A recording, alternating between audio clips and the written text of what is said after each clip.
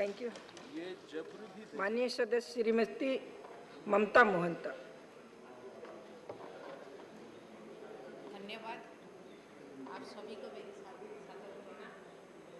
मेरी पार्टी बीजू जनता दल के तरफ से इस पवित्र गृह में मुझे बोलने का मौका दिया, इसीलिए धन्यवाद देती हूँ।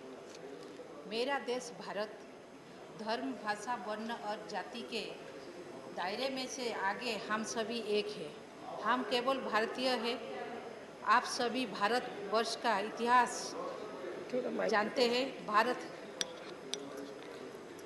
देश कैसे और कब स्वाधीन हुआ, कितने बलिदान, त्याग, समर्पण के बाद स्वाधीन भारत हमें हासिल हुआ।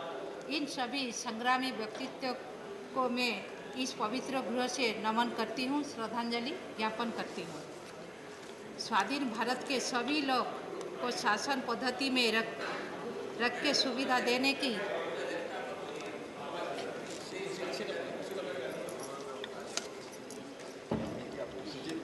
स्वाधीन भारत के सभी लोग को शासन पद्धति में रखकर सुविधा देने की समय में देश को संविधान की आवश्यकता पड़ी, जो सभी भारतीयों को समानता प्रदान करे। स्वाधीन प्रणेता बाबा साहेब भीमराव रामजी अंबेडकर को भी इस गृह से नमन करती हूँ, जिसके कलम की ताकत से इस पुरुष प्रधान समाज में महिलाएं भी समानता प्राप्त कर रहे हैं। 1950 जनवरी 26 को इस संविधान लागू होने के बाद गणतंत्र भारत का शुरुआत हुआ। तभी से जाति, वर्ण, धर्म, शिक्षा आदि सभी क्षेत्रों में सभी को समान सुविधा मिला। इस संविधान के चलते हुए देश में शासन पद्धति लागू हुआ। इस प्रजातंत्र अर्थात गणतंत्र में विधायिका, कार्यपालिका और न्यायपालिका को समान गुरुत्व दिया गया। आज हम 21 सेंचुरी में पहुंच गए। विश्व के अन्य देश के हिसाब से यहाँ का लोकतंत्र और सुदृढ़ हुआ है। एक आदिवासी महिला आज राष्ट्रपति भारत देश का सबसे बड़ी पदवी महामहिम राष्ट्रपति की पदवी में अवस्थापित है। मैं एक आदिवासी जिला से आके यहाँ आप सबके सामने कुछ कह पा रही हूँ। इसी से बड़ी बात क्या है, महिला के विकास का और क्या उदाहरण दूँ। आज अगर आप कहीं भी जाओ तो ज़्यादातर इलाका में महिला जिला कलेक्टर, जिला एसपी, महिला सरकारी कर्मचारी ज़्यादा पाएंगे। शिक्षा क्षेत्र में आप देखें आईआईटी, आईआईएम, एमबीबीएस, यूपीएससी सभी क्षेत्रों में महिला को दबदबा है।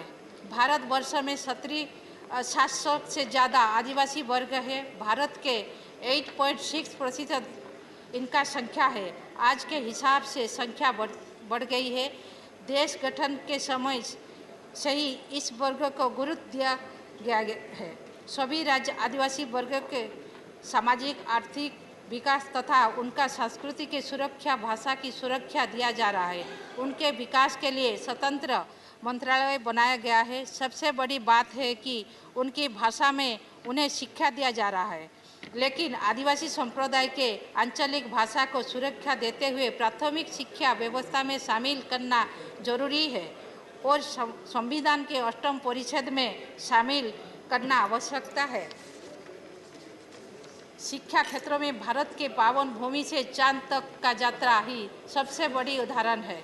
यहाँ कितने विश्वविद्यालय, वैश्विक विश्वविद्यालय, भेषज विश्वविद्यालय समेत कितने अनुष्ठान हैं। यहाँ से लाखों संख्या में विद्यार्थी निकलते हैं जो देश विदेश में भारत का नाम रोशन करते हैं।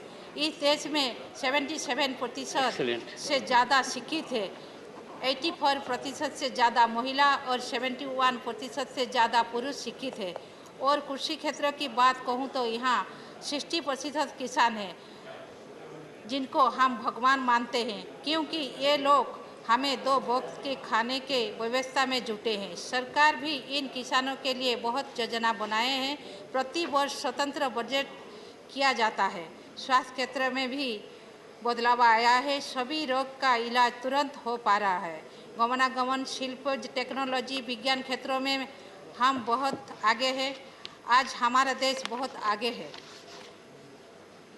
इन नए संसद गृह से भारतवर्ष का नया इतिहास लिखा जाएगा। सबको बधाई देकर मेरा वक्तव्य रखती हूँ। नमस्कार। Dr. Amar Patnaik. Sometimes it is very good to catch someone off guard. Then the productivity and contribution is more genuine and authentic. Okay. Go ahead.